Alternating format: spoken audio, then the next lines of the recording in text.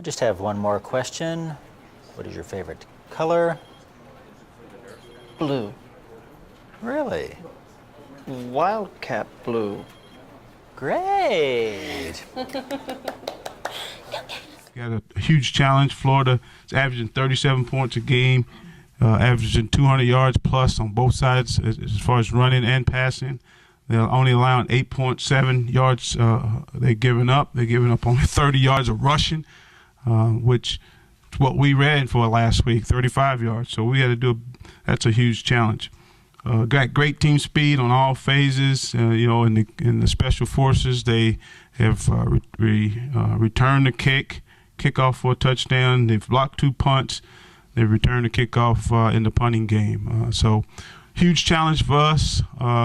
We've got to play a clean, fast game and with no mistakes, playing field position, taking our shots on offense, running the ball when they give it to us, making them snap the ball on defense to have an opportunity to win this game.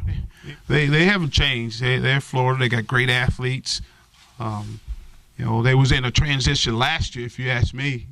Transition with the quarterback change. That was their transition. This quarterback's been a part of this.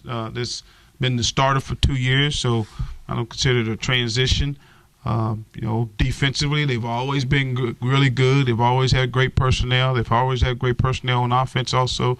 Their special teams coordinator is the same as last year, so they have some of the same philosophy. So I don't consider this a transition period. I think last year was the transition period. I mean, they got great players, and they got a quarterback that it's playing good for them also.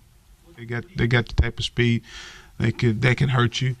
They had probably the fastest guy in the world. They got probably the second fastest guy in the world.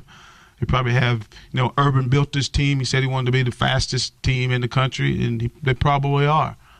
So we've got to, make sure we get, when we get an opportunity to get our hands on them, we've got to wrap them up, and we've got a chance to tackle them. We got to gang tackle. We got to get off blocks and get to those fast guys also.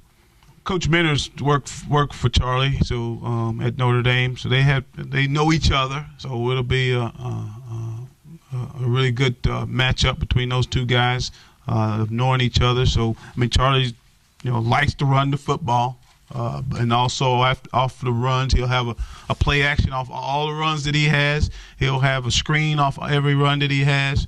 So we just got to make sure that we recognize the things that they're trying to do, attack blockers, get off blockers, and make plays.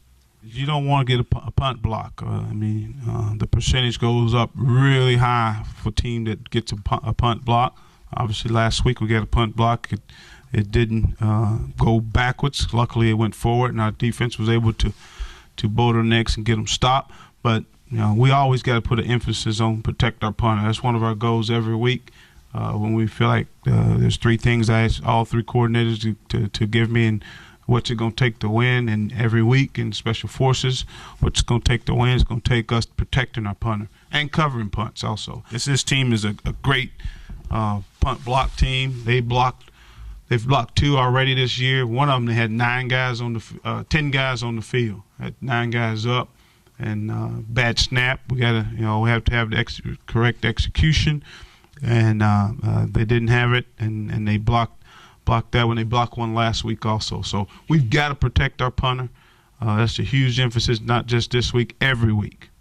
I don't think you have to play perfect, because it's hard to go out and play perfect. I don't know if you asked Florida last week, did they play perfect? No, they didn't play perfect, but they won the game. I just think you have to take advantage of opportunities that are given to you. Can't have drops. You can't have turnovers. You can't have 14 minus yards plays. You can allow a couple, but you can't allow 14 of them and have a chance to win. So don't think you have to play perfect, but you have to play smart.